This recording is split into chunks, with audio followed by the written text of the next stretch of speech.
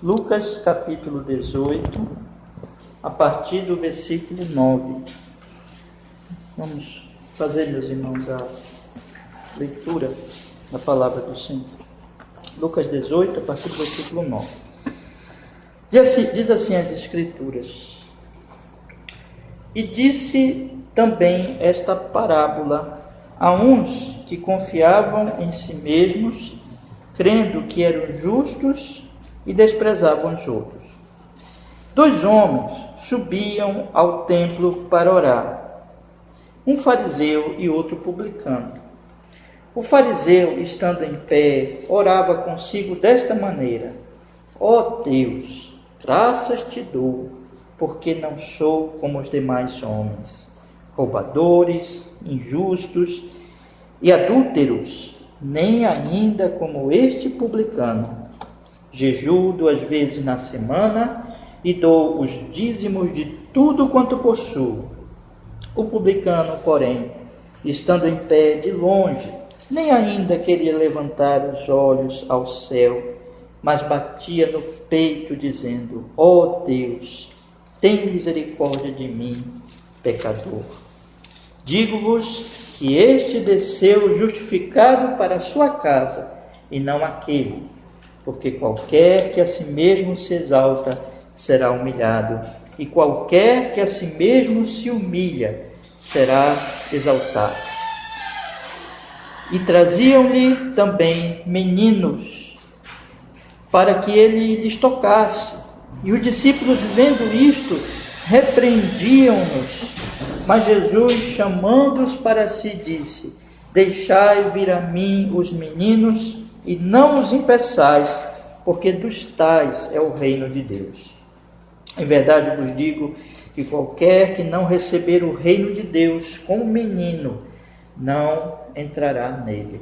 Amém. Vamos orar, meus irmãos. Senhor, estamos aqui nesta manhã para meditar, Senhor, na Tua palavra. Hoje é o dia do Senhor. Que dia mais importante de toda a semana, o dia que nós paramos para meditar nas coisas eternas, Senhor, com mais tempo. Perdoa nossos pecados pelo sangue de Jesus, Seu Filho, e nos conceda nesta manhã a bênção, Senhor, de podermos entender esse assunto de hoje, esta lição. A Escritura nos oriente, que o Espírito Santo nos ensine pela Escritura, nos ilumine, e nós possamos ser grandemente fortalecidos e edificados, Senhor. E queremos orar, pedir também, desde agora, pela ceia do Senhor, logo em seguida, meu Deus, que na verdade é o complemento já desta mensagem. Oramos para que tanto na mensagem como na ceia nós possamos comer do pão, possamos nos fortalecer, possamos ser edificados, Senhor, em Cristo Jesus. Nos abençoe. Oramos assim, Jesus, e agradecemos. Muito obrigado que até aqui o Senhor tem nos conduzido por sua misericórdia nesta reunião. Em Cristo oramos e agradecemos. Amém e amém. Pode sentar, meus irmãos, pode sentar. Meus irmãos, hoje nós vamos estudar, com a graça de nosso Senhor, a lição de número 23. Mas antes, como eu tenho feito, eu gostaria de ler com vocês mais uma vez o Credo Apostólico. Então eu peço para vocês abrirem comigo na lição de número 7, na pergunta 23 do nosso catecismo. Vamos ler mais uma vez, irmãos, o Credo Apostólico, que tem sido o objeto realmente dos nossos estudos. É uma exposição que nós temos feito aqui, que o Catecismo Ortodoxo tem feito do Credo Apostólico. E nós encerramos a semana passada a exposição, mas hoje vai ser, vamos dizer assim, mais uma aplicação de toda essa doutrina que nós estudamos aí várias semanas, pela misericórdia do Senhor. Então diz assim, na pergunta 23 do Catecismo Ortodoxo, na página, quem está aí com a apostila, na página 31, diz assim: quais são esses artigos? Resposta: número 1, creio em Deus Pai Todo-Poderoso, Criador do céu e da terra. 2, e em Jesus Cristo, seu único Filho, nosso Senhor. 3, que foi concebido pelo Espírito Santo e nasceu da Virgem Maria. 4, Padeceu sob Pôncio Pilatos, foi crucificado, morto e foi sepultado, desceu ao Hades. 5. No terceiro dia ressurgiu dos mortos. 6. Subiu ao céu e está sentado à direita de Deus Todo-Poderoso. 7. De onde há de vir a julgar os vivos e os mortos. 8. Creio no Espírito Santo. 9. Na Santa Igreja Universal de Cristo, na comunhão dos santos. 10. Na remissão dos pecados. 11. Na ressurreição do corpo. 12. E na vida eterna. Amém. Nós estamos aqui na segunda parte, só para nos localizarmos, né, na nossa caminhada aqui no Catecismo.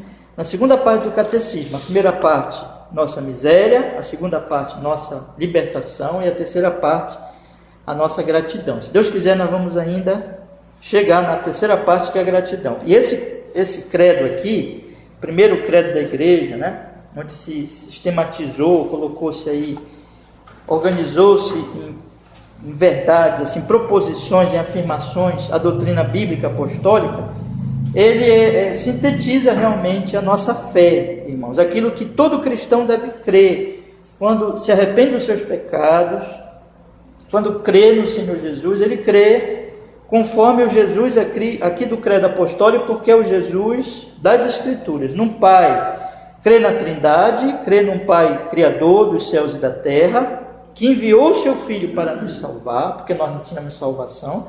Nós estudamos aqui no próprio catecismo que a lei nos condena, nós não podemos nos salvar, e Jesus veio como Deus homem, só Deus podia nos salvar, então ele veio, o próprio Deus veio, só que tinha que ser homem também, porque a salvação tinha que ser por um cabeça, por um representante dos homens, então ele se revestiu de humanidade, 100% Deus, 100% homem, morreu na cruz, suportou a ira de Deus, e hoje nós nos arrependemos e nós confiamos nele para a nossa salvação. E essa fé aqui, o resumo da doutrina bíblica, que todo cristão deve crer, os cristãos têm divergências em certos pontos, isso até é normal, porque também faz parte da maturidade cristã e do entendimento, né, dos crentes sobre a doutrina bíblica, tem opiniões diferentes sobre pontos, nós podemos dizer assim, periféricos, né? Mas a essência do Evangelho tem que crer para se dizer cristão. Então aqui está a essência, que há um Pai Todo-Poderoso que nos criou, que provê todas as coisas, que cuida de nós, que mandou Jesus para nos salvar, há um Filho que veio para nos salvar, que foi concebido puro, que foi crucificado, que ressurgiu ao terceiro dia, que subiu ao céu e que em breve voltará. E nós cremos também no Espírito Santo, que veio do Pai e do Filho, é ele que cria a igreja e é ele que nos dá a certeza em Cristo Jesus de todas as coisas, da remissão dos nossos pecados, da ressurreição do nosso corpo e da vida eterna. Ele tanto nos convence, o Espírito Santo, como ele também é uma garantia, né, de que essas coisas elas vão acontecer na nossa vida. Nós já temos, como nós estudamos inclusive semana passada, já sentimos o perfume da glória, ainda que nós, como eu dei a ilustração semana passada também, quando você começa a chegar perto das frutas, né, onde estão ali as frutas, as árvores frutíferas, você começa a sentir o cheiro, né, aquela coisa maravilhosa que você percebe, mas você ainda não comeu a fruta. Então é assim, nós não estamos na glória, mas nós já experimentamos pelo Espírito Santo, pela palavra de Deus, essas glórias, essas maravilhas do céu, né? Até mesmo na providência, até mesmo na criação. Essa semana mesmo foi até notícia, né? Eu cheguei à tarde assim lá no quintal, acho que foi quarta-feira, né? Quarta-feira, aí eu olhando para o céu assim, estava aquele céu diferente, as nuvens diferentes, uma coisa linda, assim, impressionante, e saiu até em jornal, foi notícia. Isso tudo manifesta a glória de Deus na criação, como o Salmo 19 diz, né, que os céus declaram a glória de Deus, a criação declara a glória de Deus. Mas isso, irmãos, é só uma antecipação. Imagine como vai ser no novo céu e na nova terra, porque o mundo e o universo foram manchados pelo pecado. Então a beleza foi manchada pelo pecado, que é feiura. Tudo que é feio é pecado, tudo que é belo é santo. Então já é assim nesse mundo de pecado, imagine na glória. Então, a glória futura, ela é alguma coisa que nós ainda não experimentamos, não estamos lá nesse sentido, mas que já experimentamos algo dela, até nas visões do céu, da glória de Deus, mas principalmente na revelação especial em Cristo. Então, já experimentamos essa vida eterna, já aqui nessa vida. Isso é maravilhoso, meus irmãos. Hoje nós temos a ceia do Senhor. A ceia do Senhor, eu já tenho dito isso aqui, é uma espécie de pregação visível. Então tem a pregação aqui, que eu falo todos os domingos, prego, ensino de manhã, à noite. Os ministros do Evangelho pregam. E nós temos a ceia do Senhor, que é simbolicamente, né, você é um símbolo, você está vendo aquilo que pregamos. E o que nós pregamos? Cristo, que Cristo veio, morreu. O pão representa o corpo e o sangue, o vinho representa o sangue. Então ele partiu o seu corpo e derramou o seu sangue para que nós fôssemos salvos. Então esse Jesus é que nós cremos realmente para a nossa salvação. E hoje, meus irmãos, a lição de número 23, eu já convido os irmãos para abrirem, ela vai falar dos benefícios que a fé em Jesus traz para a nossa vida. Quais os benefícios, qual o proveito da fé bíblica, né? Então, sobre isso que nós vamos tratar nesta manhã, e é um assunto extremamente assim, consolador, maravilhoso, que eu gostaria, estou muito feliz por poder falar disso com vocês hoje. É a essência, na verdade, do Evangelho. E nós temos hoje aqui, meus irmãos, eu comecei lendo a parábola do fariseu e o publicano, que o Senhor Jesus contou em Lucas capítulo 18, versículo 9. Nós temos aqui, então, não vou explicar a parábola, nós estamos apenas com um pano de fundo para a lição de hoje. Os irmãos conhecem a parábola, né? E devem conhecer também a lição que o Senhor Jesus Cristo está querendo dar na parábola. Qual é a lição? É que o homem, ele é justificado pela graça. Ele é justificado não pelas obras. O fariseu, ele estava autoconfiante e tendo certeza de que Deus o aceitava a sua oração, e em nenhum momento ele pedia perdão. Ele só falava das suas obras. Ele dava graças a Deus. Na verdade, ele estava dando graças a si mesmo, não a Deus. Porque ele diz: ó Deus, no versículo 11 do capítulo 18, graças te dou porque não sou como demais homens, roubadores, injustos e adúlteros, nem ainda como este publicano. Então, eu não sou assim como este publicano, coitadinho do publicano, que era mal visto naquela época como um grande pecador pelo cargo que ele tinha, né? E o fariseu era considerado também, pela posição na sociedade que ele tinha, um santo, um homem piedoso. E ele olhava para o publicano lá de cima para baixo e dizia assim: eu não sou como esse publicano, eu sou um homem justo, eu não peco como ele, eu não sou roubador como ele, eu também não vivo cometendo injustiças e adultérios, nem ainda como este publicano, né? Ele disse, e eu faço coisas boas, eu jejuo 2 vezes na semana, eu dou os meus dízimos de tudo quanto possuo. Então, irmãos, não que este homem, essas coisas que ele diz que são boas, sejam más, né? E essas coisas que ele diz que são más, sejam boas. O pecado que ele cita aqui é ruim, é pecado roubar, adulterar, ser injusto. É bom jejuar, é bom, é importante dar o dízimo, mas essas coisas não são o meio de nossa salvação. Ou seja, nós não fazemos essas coisas achando que por elas nós vamos ser salvos, porque não acontece assim por causa da gravidade do nosso pecado.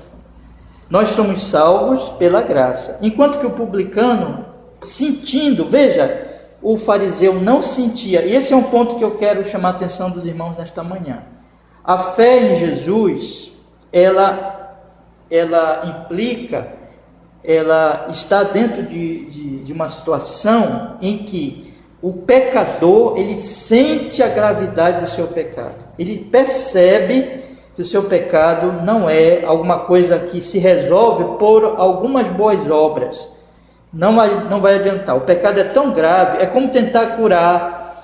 Como não? Porque é mais grave ainda que isso. Mas só para dar um exemplo, é como tentar curar um câncer com um remedinho assim, um chazinho que se dá para uma gripe, né?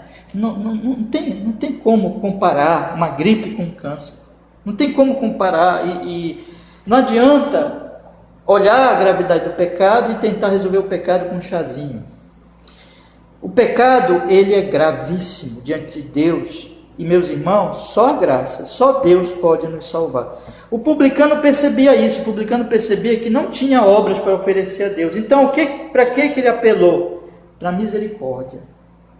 A Bíblia diz que o publicano, estando em pé de longe, enquanto o fariseu foi lá, diz aqui, o fariseu, ele, estando em pé, orava consigo desta maneira.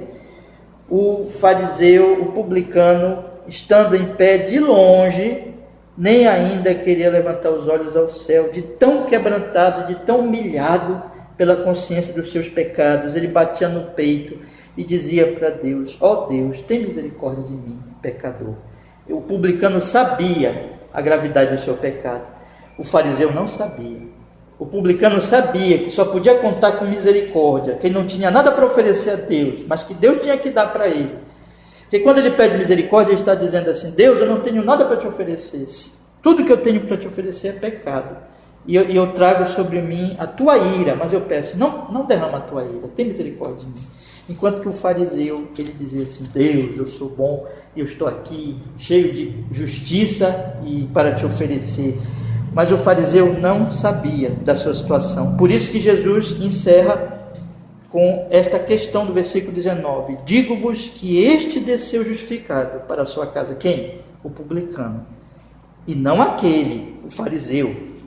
Porque qualquer que a si mesmo se exalta será humilhado, e qualquer que a si mesmo se humilha será exaltado. Em seguida, tem a questão das crianças no texto. Traziam também meninos para que ele lhes tocasse, e os discípulos, vendo isto, repreendiam-nos. Porque criança faz barulho, né?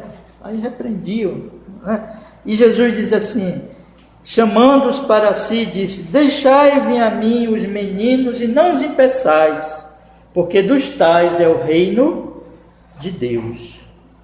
Em verdade vos digo, olha o que Jesus disse, que qualquer que não recebeu o reino de Deus como menino, não entrará nele. Qualquer que não tiver, não é que criança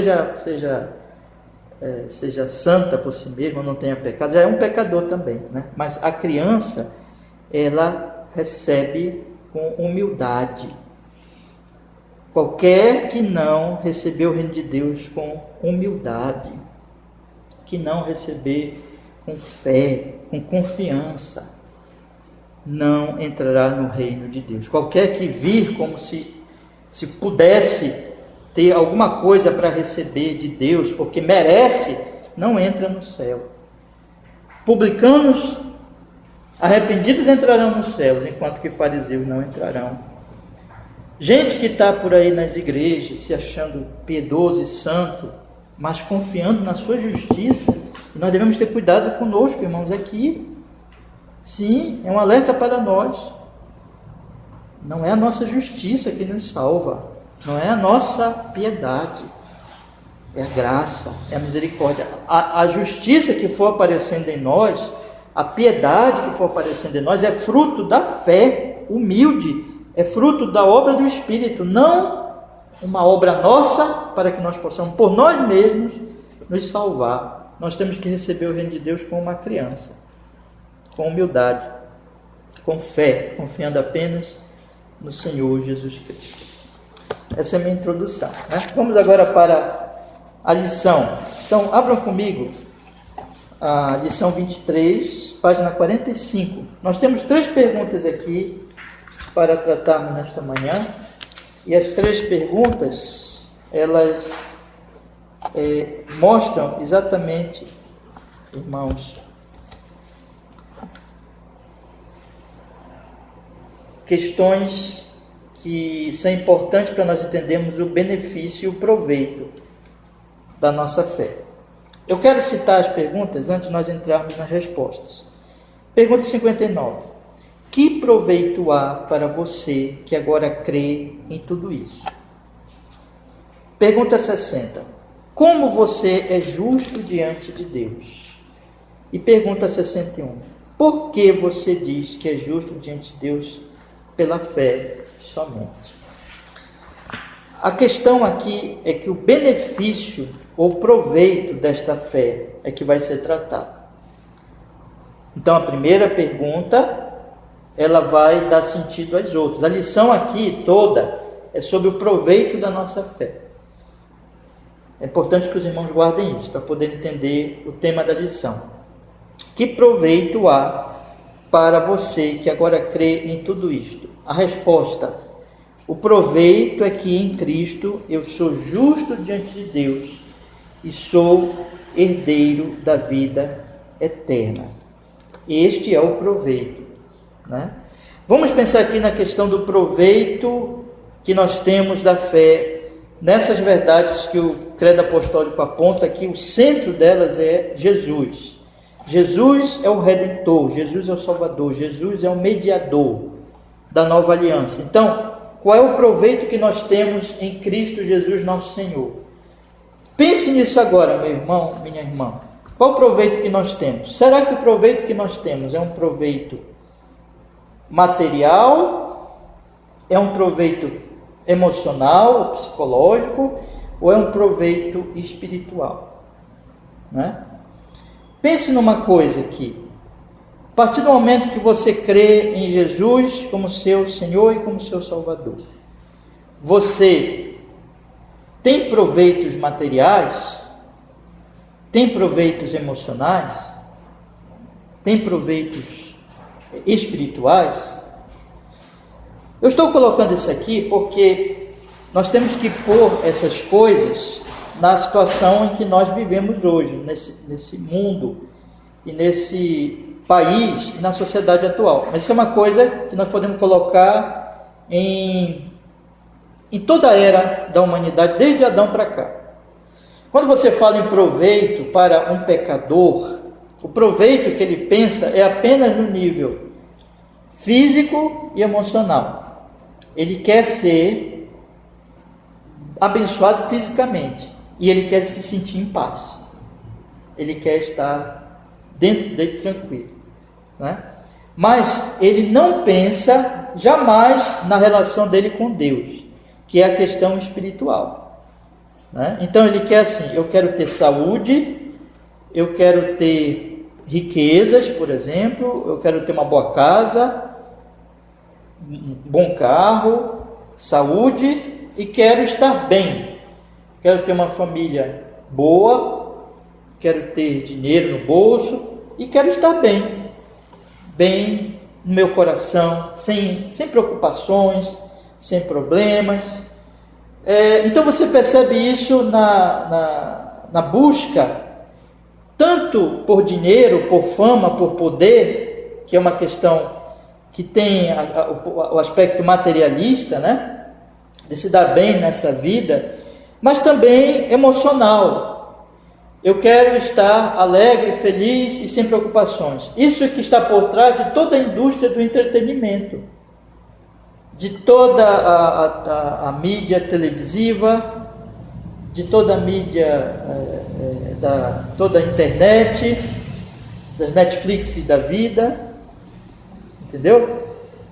Está por trás de tudo isso, veja, irmão, não que eu estou dizendo que seja errado a arte, filmes, entretenimento em si, mas o que está por trás de tudo isso é a busca do homem de estar bem, estar rindo, estar feliz, estar vendo um filme, estar vendo uma comédia, estar se entretendo, aí vai para uma praia, agora nas férias, né? Todo mundo vai para a praia, todo mundo busca aí as coisas para se alegrar, aí bebe, aí se entrega às orgias, aí também está por trás da indústria das drogas, do álcool. Tudo isso é a busca do homem por se sentir bem. O homem quer se sentir bem, o homem quer ter paz, e o homem quer ter bens materiais, mas ele não quer Deus. Só que ele esquece que buscar em primeiro lugar o reino de Deus e as outras coisas serão acrescentadas. Ele esquece que o ponto primordial é exatamente esse, o espiritual. Que ele jamais vai ter benefícios reais, tanto materialmente como emocionalmente, longe de Deus.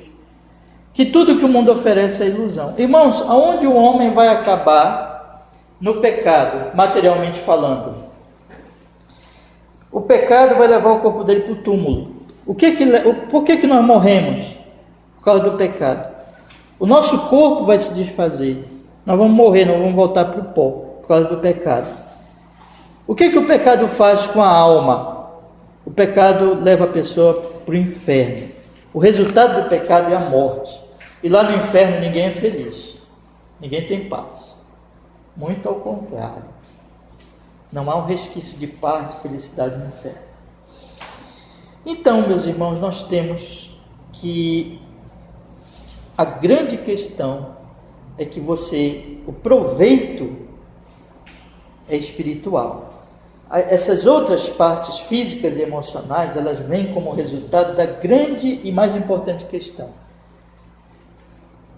Você está bem com Deus? Você está em paz com Deus? Nós não estamos aqui buscando riqueza, nem meramente a felicidade, como os viciados aí se juntam para se injetar drogas e para usar droga, para ter aquele êxtase, buscando uma felicidade. A gente sabe que não é, né? Ou os loucos lá da política, do executivo, do legislativo, do judiciário. Eu não estou dizendo que todo mundo faz isso, né, na política, mas estou dizendo que isso é muito comum na política, que busca desesperadamente o poder e o dinheiro, porque acha que isso que é felicidade. Nós não estamos aqui reunidos porque nós estamos buscando dinheiro, porque nós estamos buscando a felicidade pela felicidade, ou uma emoção, né? Aquela emoção, aquele êxtase. Não, nós estamos aqui buscando a Deus. Como é que chama esse dia? Dia do Senhor. É o dia dele. É o dia que nós paramos tudo, nosso negócio, nosso trabalho, nossas diversões, ainda que essas coisas sejam lícitas, mas nós tiramos um dia para ele. E deve ser assim, meus irmãos. Você sabe que eu tenho insistido com isso há anos aqui, de que esse dia é dele. Porque a grande questão é ele. Ele é o Senhor. Nós fomos criados para ele, nós não temos paz sem ele, nós não temos nada. A Bíblia diz: o Senhor é meu pastor, nada me faltará. Eu sempre cito esses dois textos, Davi e de Paulo, porque é a ilustração desse ponto. Paulo diz: para mim o viver é Cristo e o morrer é lucro. E todos os santos de Deus na Bíblia sofreram muito. Perderam bens, perderam família, perderam propriedades, foram perseguidos. Leia a galeria dos santos de Hebreus 11, como eles sofreram. Nós já estudamos aqui, eu acho que passamos aqui, se eu não me engano, 10 meses estudando Hebreus 11. E nós estudamos aqueles homens citados ali. Mas eles tinham o maior bem de todos. Qual era? Deus. Por meio da fé em Jesus. Então, qual o benefício que há para você que agora crê em tudo isso? Material? Vou ficar rico? Não. Não, pode ser que Deus me dê riqueza, mas isso não é o que eu estou buscando. Eu estou buscando felicidade, estou buscando uma emoção, um êxtase. Eu estou buscando a felicidade pela felicidade ou uma emoção forte? Não. Ainda que a felicidade, que a paz e que as boas emoções vêm disso que eu estou buscando. Porque quem é feliz de verdade, quem tem paz de verdade, não é lá o viciado em droga que vive lá um êxtase momentâneo, não é o beberrão lá que se embriaga, não é o político que se enche de dinheiro e de poder e acha que é feliz. Esse pessoal não é feliz. O pessoal às vezes não consegue nem dormir. Feliz é aquele que tem paz com Deus em Cristo. Então, o que eu busco é Deus. A grande questão é Deus. O proveito é que em Cristo eu sou justo diante de Deus e sou herdeiro da vida eterna. Aqui está o proveito. O meu proveito, que proveito há para você que agora crê em tudo isso? Resposta: o proveito é que em Cristo eu sou justo diante de Deus e sou herdeiro da vida eterna. Aqui está o proveito. O proveito, então, é que quando eu creio em Jesus, eu estou justo diante de Deus. E, consequentemente, e eu quero deixar bem claro aqui, essas coisas estão ligadas. Se eu estou justo diante de Deus em Cristo Jesus, pela fé que eu tenho em Cristo Jesus, eu sou herdeiro da vida eterna. Ou seja, irmãos, quem é rico de verdade? É o crente. Porque o crente, ele tem Deus. Ele tem a maior riqueza de todas, ele tem comunhão com Deus. E se ele tem Deus, ele é herdeiro da vida eterna, que vai se revelar em termos materiais também. Porque o que a Bíblia diz? Que é um novo céu, uma nova terra. Quem é rico de verdade? É o crente. Porque ele é herdeiro, não desse mundo aqui, não dessa riquezinha aqui medíocre, não do ouro, não da prata desse mundo que vai perecer, que se corrói. Jesus disse que o nosso tesouro está no céu. Mas nós somos herdeiros de um reino que não perece. Irmãos, o homem vai morrer, vai para o túmulo e não vai levar nada. E se não tiver Cristo, vai para o inferno. Sofrer danação eterna. Mas se ele tem Cristo, ele é herdeiro da vida eterna, do novo céu, da nova terra. E ele vai adorar Deus para sempre, ele vai viver com Deus para sempre. Essa é... Lá não haverá tristeza, dor, sofrimento, pobreza, miséria, doença. Lá haverá comunhão com Deus e toda a paz e todos os benefícios também materiais. Porque vocês imaginem, irmão, se aqui tem coisa boa materialmente falando, como vai ser no céu? Mas a essência e o principal de tudo é que é Deus, ele tem comunhão com Deus. Ele ama a Deus, ele serve a Deus. Então, que proveito há é que Cristo, o proveito é que em Cristo eu sou justo diante de Deus e sou herdeiro da vida eterna. Vamos ler só um texto aqui, irmãos, para confirmar essa parte. Romanos capítulo 5. Romanos capítulo 5.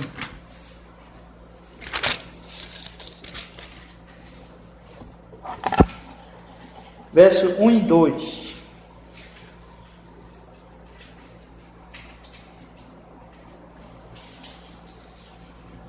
Tendo sido, pois, Romanos 5, verso 1.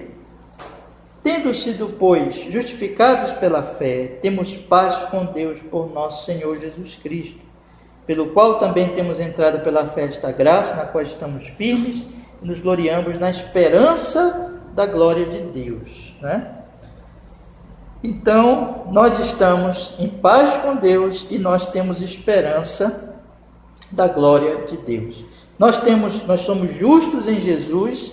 Em outras palavras, podemos dizer também, nós somos herdeiros da vida eterna, porque nós, sendo justificados em Jesus, porque perceba qual é o quadro, meus irmãos. O quadro é o seguinte: a humanidade, nós temos o seguinte: existe um Deus Santíssimo, Pai, Filho e Espírito Santo, Criador de todas as coisas, que criou tudo e criou os seres morais, anjos e homens. Os anjos, uma parte deles caíram, outra parte permaneceu fiel. Essa parte que caiu, Deus não proveu salvação para eles já estão condenados, perdidos para sempre, esperando só o dia do juízo, né? Os homens também caíram por tentação de Satanás, que era um desses anjos. E eles caíram, mas Deus proveu para eles a salvação que há em Cristo Jesus. Mas perceba, irmãos, há um Deus que está, por enquanto, permitindo, por seus propósitos e planos e para a sua própria glória, tanto o pecado dos anjos como o pecado dos homens, mas esses seres morais, eles são miseráveis. São miseráveis, eles estão, no caso dos anjos, não tem salvação para eles, mas no caso dos homens, se não se arrependerem, vão para o inferno, vão sofrer miséria eterna, humilhação eterna. O inferno significa também total condenação, no sentido de total pobreza, total miséria, total humilhação, total horror, infelicidade e dor, em todos os sentidos. Inclusive vão ressuscitar, os mortos vão ressuscitar, os ímpios, para curtirem a danação eterna no inferno com seu corpo e sua alma. Então lá no inferno é isso. E esses seres, eles estão nessa situação. Deus está só dando um tempo para trazer o juízo.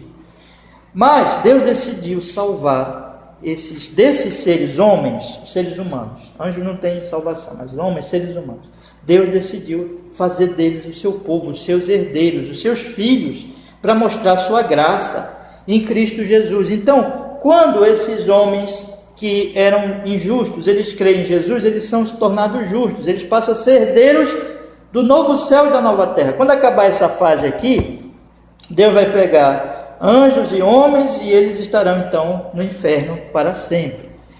Mas a partir da volta de Jesus, quando se encerra essa era e essa fase, nós vamos estar com o Senhor Jesus no novo céu e na nova terra, porque nós fomos justificados. Então nós somos herdeiros da vida eterna. E o que Paulo está falando aqui é que somos justificados, temos paz com Deus e temos entrada pela fé esta graça na qual estamos firmes e nos gloriamos, olha só, na esperança da glória de Deus, que virá principalmente ali no retorno de Jesus e da consumação de todas as coisas. A próxima pergunta e a resposta dela vai tratar, irmãos, da questão de ser justo diante de Deus. Porque veja, qual é o proveito maior que nós temos da fé? O proveito é que em Cristo Jesus eu sou justo diante de Deus e sou herdeiro da vida eterna. A pergunta que se faz agora é: como você é justo diante de Deus? Olha, irmãos, deixa eu falar uma coisa para vocês. Essa pergunta aqui é a pergunta mais importante do universo para nós seres humanos. Não tem maior pergunta, não tem pergunta mais importante do que essa. Porque o que nós mais precisamos é sermos justos diante de Deus. A pessoa pode ter tudo, mas se a pessoa não é justa diante de Deus, ela não tem nada. A pessoa pode ser pobrezinha, irmão, mora lá numa cabaninha, lá no interior, né? Sabe, só pegar lá a comida dele, lá pescar lá e comer o seu peixinho, tudo na maior simplicidade, ter a sua plantaçãozinha lá, não ter nem televisão, não ter internet, não ter contato com nada, mas se ele tem o Senhor Jesus, se ele sabe quem é Jesus, ele ouviu a palavra, ele creu, ele é rico, ele tem tudo, né? Porque a questão é ser justo diante de Deus, é a coisa mais importante, mais que tudo. Então, como é que você é justo diante de Deus? Bora ler a resposta? Somente pela verdadeira fé em Jesus Cristo. Embora a minha consciência me acuse de ter pecado gravemente contra todos os mandamentos de Deus, de nunca ter obedecido, ter pecado gravemente contra todos os mandamentos de Deus, de nunca ter obedecido qualquer um deles, e de ainda ser inclinado a todo mal, no entanto, Deus, sem que não houvesse em mim qualquer mérito próprio, eu acho que aqui é sem que houvesse, né? Sem que houvesse em mim qualquer mérito próprio, somente pela sua graça, concede e imputa a mim a perfeita satisfação, justiça e santidade de Cristo. Deus me concede isso, como se eu nunca tivesse pecado, nem sido um pecador, e como se eu mesmo tivesse cumprido a obediência que Cristo cumpriu perfeitamente por mim. Tudo que eu preciso fazer é aceitar esse dom de Deus com fé em meu coração, né?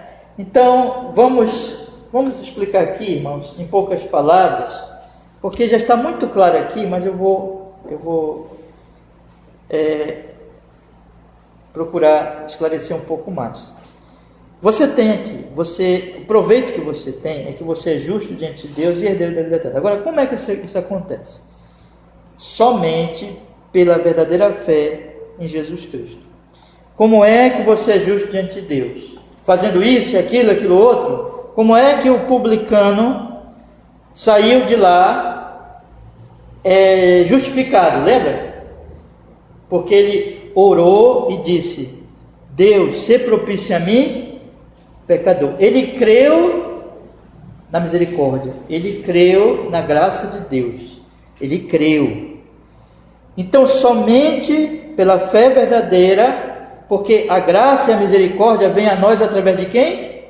Através de Jesus, que morreu por nós na cruz do Calvário, que pagou os nossos pecados na cruz. Então, somente pela fé verdadeira em Jesus Cristo é que eu sou justificado, é que eu sou justo diante de Deus.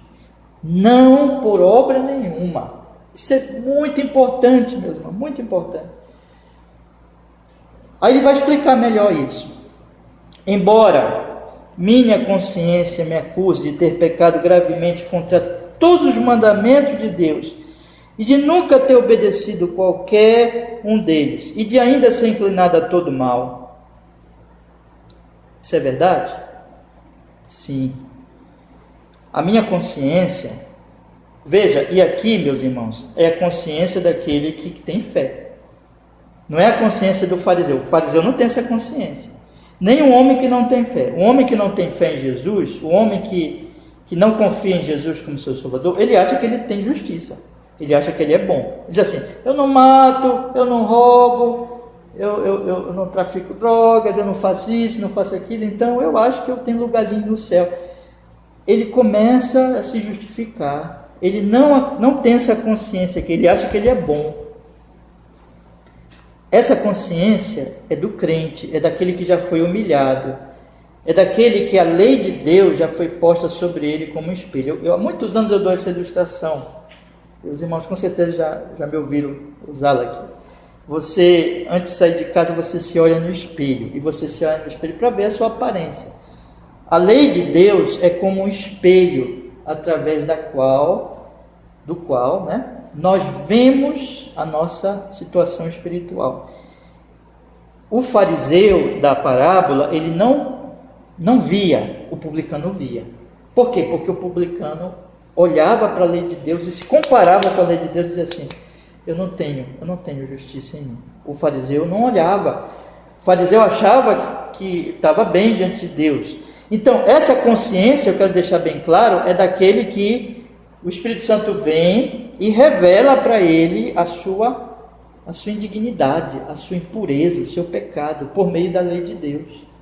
Ele então vê isso. Embora a minha consciência me acuse de ter pecado gravemente contra quantos mandamentos, irmão? São 10 mandamentos. Contra quantos mandamentos eu pequei? Todos os mandamentos de Deus eu pequei. E de nunca ter obedecido qualquer um deles. Você pode dizer assim: pastor, mas como é que é isso? Como é que nunca obedeceu nenhum mandamento? Nunca obedeceu, porque o mandamento, cada mandamento daquele ali, exige obediência. Não é uma obediênciazinha não, faz de conta, mas é uma obediência perfeita, desde o coração. E ninguém, nenhum pecador faz isso, com nenhum mandamento. Então, o que aqui está dizendo é o que a Bíblia ensina, é que contra todos os mandamentos de Deus eu pequei e nunca obedeci qualquer um deles. Essa que é a verdade. E ainda, sabe por que acontece isso? É porque tem um problema ainda maior, de que ainda ser inclinado a todo mal. O pecador, ele não obedece, e ele não obedece, não é assim que, bom, ele é inclinado ao bem, mas às vezes ele tropeça. Não! Ele é inclinado a todo o mal. Irmão, isso acontece até no crente ainda. O que é essa inclinação para o mal? De respeito à nossa natureza pecaminosa, à nossa carne. Nós ainda, leia Romanos 7, que Paulo fala lá, nós ainda temos que lutar contra a nossa natureza pecaminosa, que é essa tendência para o mal. Então, meus irmãos, eu pergunto para vocês, Se Deus fosse olhar para nossas obras,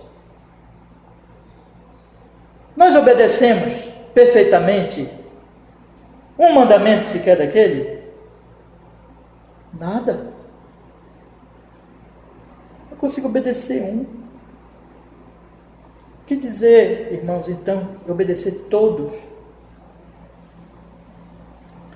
E eu faço isso de coração? Nada. A minha inclinação natural é para amar os mandamentos e obedecer os mandamentos? Não. Minha inclinação natural é para criar ídolos. Minha inclinação natural é para, meus irmãos, adorar ídolos, fazer cultos agradáveis a mim, cultos que agradem meus ídolos. Minha inclinação natural é usar o nome de Deus em vão. Minha inclinação natural é não guardar o dia do Senhor, usar o dia do Senhor para outras coisas. Minha inclinação natural é não honrar pai e mãe, não honrar as autoridades, ser rebelde. Minha inclinação natural vai embora. Minha inclinação natural é falar mal dos outros, difamar o próximo, roubar. Ainda que outros tenham mais tendência do que outras pessoas, mas aqui não tem tempo para especificar cada mandamento, mas cada mandamento daquele eu sou culpado de quebrar em algum sentido, e a minha inclinação é contra aquilo. A minha inclinação natural é para o adultério, a minha inclinação natural é para quebrar todos aqueles mandamentos. A minha inclinação natural é para o mal, não para o bem.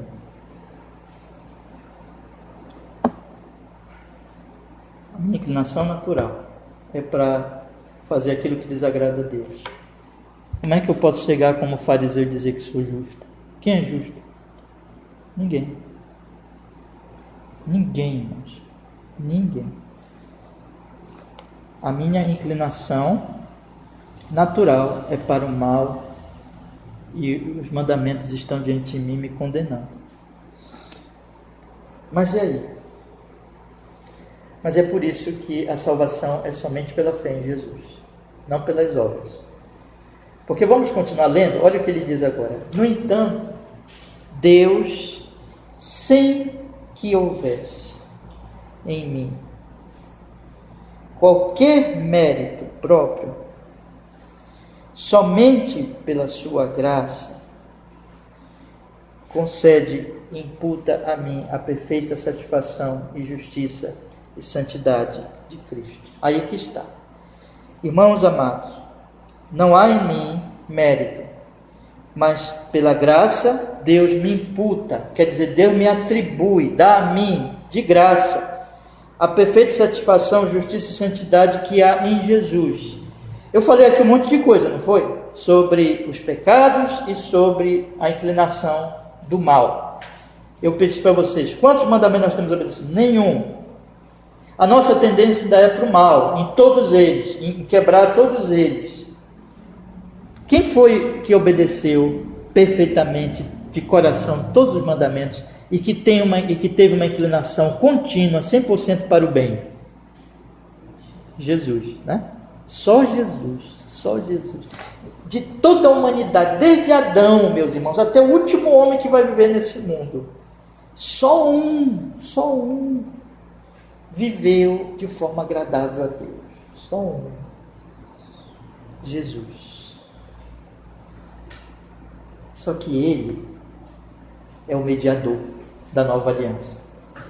Preste atenção, preste bem atenção nisso. Adão é o cabeça da aliança das obras. Em Adão, todos pecam. É atribuído o pecado de Adão a todos, porque Adão é representante de todos. Em Adão todos pecam, em Adão todos já herdam a natureza pecaminosa, em Adão todos se tornam assim, mortos em delitos e pecados e produtores só do pecado e do mal. Mas em Jesus é o outro homem, é o novo homem, é o mediador da nova raça, da nova aliança em Jesus. Adão pecou lá no Jardim do Éden, Jesus foi perfeito até o final da sua vida, até a morte de cruz, ele cumpriu a vontade do Pai. Portanto, Jesus viveu uma vida santa, e lá na cruz ele morreu pelos pecados dele? Não, ele morreu por pecado de quem? Nosso. Portanto, meus irmãos, essa é a mensagem do Evangelho básica, central do Evangelho, por isso que nós vamos tomar ceia daqui a pouco, é que o Senhor Jesus Cristo, ele é aquele que morreu na cruz, viveu uma vida santa, e essa vida santa é atribuída a nós, veja só, é imputada a mim a perfeita satisfação, justiça e santidade de Cristo. Ele satisfez, tanto no sentido em que ele viveu uma vida santa que eu nunca vivi, mas quando eu confio nele como meu único Salvador, aquela santidade, aquela justiça, aquela vida perfeita é atribuída a mim, porque ele é o meu representante. Deus passa a olhar para mim através de Jesus, como meu mediador, como meu representante diante de Deus, o meu advogado. Lembra que João diz, ele é meu advogado. E os meus pecados ele levou na cruz, ele satisfez, ele pagou. Alguém tinha que pagar, E ele pagou na cruz do Calvário pelos meus pecados. Portanto, quando eu creio nele, é atribuída a mim a sua satisfação que ele deu, que ele operou na cruz, e a sua justiça, a sua santidade, a sua vida perfeita. Olha o que ele continua falando, vamos ler aqui. Deus me concede isso como se eu nunca tivesse pecado, nem sido um pecador, e como se eu mesmo tivesse cumprido a obediência que Cristo cumpriu perfeitamente por mim. Tudo o que eu preciso fazer é aceitar esse dom com fé em meu coração. Vou ler isso aqui de novo. Deus me concede isso como se eu nunca tivesse pecado, nem sido um pecador, e como se eu mesmo tivesse cumprido a obediência que Cristo cumpriu perfeitamente por mim. Tudo que eu preciso fazer é aceitar esse dom com fé em meu coração. Foi o que o publicano fez. Entende, irmão? O publicano, ele não fez como o fariseu, que o fariseu, coitado do fariseu, louco, cego, ele achava que ele podia ser justo diante de Deus pelas obras dele. Não podia ser justo diante de Deus pelas obras dele, de maneira nenhuma, de forma alguma. O publicano confiou somente no Senhor Jesus Cristo, confiou somente na graça, na misericórdia do Senhor Deus Todo-Poderoso, e assim que ele foi salvo, e assim que ele foi justificado. O fariseu não. O fariseu pensava que podia ser justo, não podia. O fariseu sabia, e ele apenas teve fé. Quero que vocês guardem a última parte aqui da resposta. Tudo que eu preciso fazer é aceitar esse dom com fé em meu coração. Quando eu confio em Jesus. O que é a fé? A fé é quando eu não confio nas obras. Não confio na minha justiça como fariseu, mas eu, como publicano, eu confio só em Jesus. Eu confio só na misericórdia, só na graça de Deus em Cristo Jesus. Eu confio, eu deposito a minha fé, então, nessa misericórdia e nessa graça que é em Cristo Jesus. Quando eu faço isso, eu sou justificado. E Deus olha para mim agora como se eu nunca tivesse pecado. Por quê, irmão? Porque Jesus é o meu representante, viveu uma vida santa no meu lugar, e porque lá na cruz ele pagou por todos os meus pecados. Vamos ler aqui Romanos capítulo 3, versículo 9 e 10. Romanos capítulo 3, versículo 9 e 10. Eu sempre peço para os irmãos, por favor, leiam todas as referências que nós temos aqui, tá bom? Romanos capítulo 3, versículo 9 e 10. Diz assim: porque somos nós mais excelentes de maneira nenhuma, pois já dantes demonstramos que tanto judeus como gregos, todos estão debaixo do pecado, como está escrito, não há um justo nenhum sequer. 23 agora. Verso 23, porque todos os pecados destituídos estão da glória de Deus. Preste atenção no que ele diz no 24, todo mundo pecou, está destituído da glória de Deus, sendo justificados gratuitamente pela sua graça, pela redenção que é em Cristo Jesus, ao qual Deus propôs para propiciação pela fé no seu sangue, para demonstrar a sua justiça pela remissão dos pecados dantes cometidos sob a paciência de Deus, para a demonstração da sua justiça neste tempo presente, para que ele seja justo e justificador daquele que tem fé em Jesus. Onde está logo a vanglória é excluída, pela qual lei? Das obras? Não, mas pela lei da fé. Olha o que ele conclui, irmãos. Concluímos, pois, que o homem é justificado da fé, pela fé, sem as obras da lei. Entende? Então, Deus nos salva de maneira justa. Lá em Provérbios diz que é errado justificar o ímpio, condenar o justo. É errado. Então Deus não pega simplesmente assim e me justifica. Eu mereço ir para o inferno, eu mereço a condenação. Mas Deus coloca os meus pecados em Jesus. Jesus assumiu. Jesus veio como homem, ele se tornou homem como eu, meu representante, assumiu a minha mediação. Faz a mediação entre mim e Deus. Ele é a propiciação pelos nossos pecados. Propiciação quer dizer que Deus é apaziguado por ele. Por quê? Porque ele vive uma vida santa no meu lugar e lá na cruz ele paga pelos meus pecados. Ele é o Cordeiro de Deus que tira o pecado do mundo. Por isso que no Antigo Testamento é cheio de sacrifício, é cheio de sangue, porque tinha que derramar sangue, alguém tinha que morrer. E quando eu creio em Jesus, meus irmãos, naquele momento, sem obra, sem mérito, como o publicano fez, quero que vocês guardem muito isso. Eu sou justificado, eu sou salvo, meus pecados são lavados, a justiça de Jesus é imputada a mim. É assim. E a última pergunta. Depois, por favor, vocês leiam os demais textos aqui. São muitos textos preciosos. Não deixem de ler, irmãos. Eu peço, aliás, que vocês leiam antes da aula, mas para vocês já irem meditando, né? No sábado ou na semana. Mas se não leram, leiam depois, por favor. A pergunta 61, para nós encerrarmos a lição de hoje. Por que você diz que é justo diante de Deus pela fé somente? Vocês lembram que a pergunta anterior é: como você é justo diante de Deus? A resposta: somente pela verdadeira fé em Jesus Cristo. E agora a pergunta 61 vai falar disso. Por que você diz que é justo diante de Deus pela fé somente? Resposta: eu digo isso não porque sou agradável a Deus. Eu digo isso não porque sou agradável a Deus, graças ao valor da minha fé, pois somente a satisfação, a justiça e santidade de Cristo são a minha justiça diante de Deus. É somente pela fé que posso receber e fazer dessa justiça a minha própria justiça. Então, por quê? Vamos explicar. Por que você diz que é justo diante de Deus pela fé somente? Não é porque, isso é muito importante, irmãos, a fé, não é a fé que salva. Não é a fé que salva. Porque senão a salvação também seria o quê? Por um mérito meu. O que está dizendo aqui é o seguinte: eu digo isso não porque sou agradável a Deus, graças ao valor da minha fé. Não é a fé em si que salva. Somente a satisfação, justiça e santidade de Cristo são a minha justiça diante de Deus. Quem salva é Jesus. Preste bem atenção nisso. Quem salva é Jesus. Não é a fé. Mas a fé é o meio único pela qual eu recebo e faço dessa justiça a minha própria justiça. Porque a salvação é somente em Jesus. Mas eu tenho que crer. Eu tenho que receber de graça essa satisfação e essa justiça que há em Jesus. Se eu não creio, eu não recebo. Por isso que diz que a salvação, que a justiça diante de Deus é pela fé somente. Não é que a fé salve.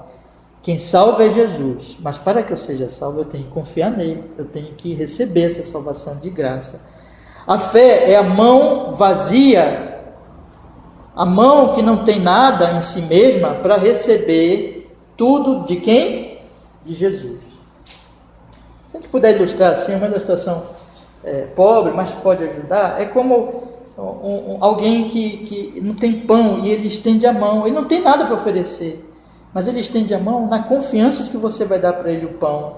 É como um náufrago que está morrendo ali, que vai se afogar nas águas, mas alguém vem nadando ou vem num barco para estender a mão, e ele segura na mão, não porque aquilo vá salvá-lo. Quem vai salvá-lo é o que foi resgatá-lo. Mas ele confia. É receber, é fazer dessa justiça a minha própria justiça. É confiar exatamente, não em mim, mas em Jesus. Por isso que é pela fé somente. É não vir com obras, com méritos, com justiça, como fez o fariseu, mas como fez o publicano, que confiou somente. Não em si, mas na justiça, na misericórdia de Deus. Então não é que a fé seja o mérito. A fé é o estender das mãos vazias para aquele que nos dá o mérito, que nos dá a salvação. Quem é? Jesus. Mas tem que crer. Por isso que é pela fé somente. Não é a fé com alguma coisa a mais. É somente a fé. É confiar em Jesus. Porque se for fé com alguma coisa a mais, não é fé. Você está confiando em alguma outra coisa. Não confiando só em Jesus. Mas é fé somente em Jesus. Porque você diz que é justo diante de Deus pela fé somente. Eu digo isso não porque sou agradável a Deus graças ao valor da minha fé, pois somente a satisfação, a justiça e a santidade de Cristo são a minha justiça diante de Deus. É somente pela fé que posso receber e fazer dessa justiça a minha própria justiça. Eu tenho que crer, eu tenho que confiar. Então, não é que a fé salve, mas a fé somente é o meio de me apropriar daquele que trouxe a justiça e a salvação, que é Jesus. Vamos ler, meus irmãos, 1 Coríntios capítulo 1, versículo 30. 1 Coríntios capítulo 1, versículo 30 e 31.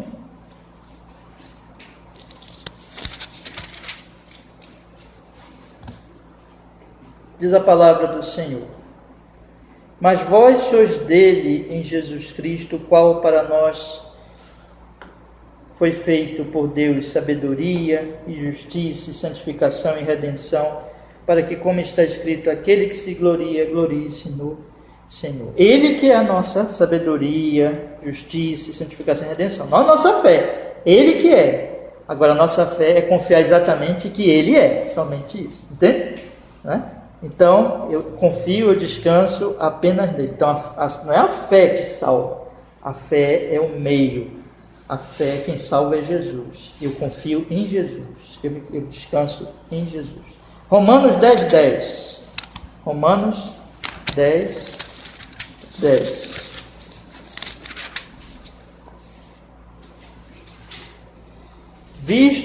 Romanos 10, 10. Visto que com o coração se crê, esperar os irmãos achar. Romanos 10, 10. Visto que com o coração se crê para a justiça e com a boca se faz confissão para a salvação. E o último, 1 João 5, 10. 1 João 5, 10.